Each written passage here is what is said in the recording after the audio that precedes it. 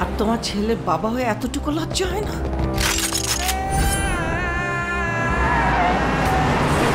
উনি একজন drug addicted. উনি একজন রেপিস্ট।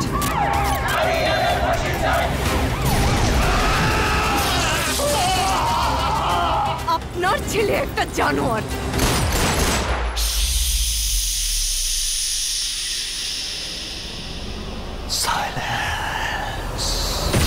ওর এখনই এই অবস্থা, ওর ফিউচার কি?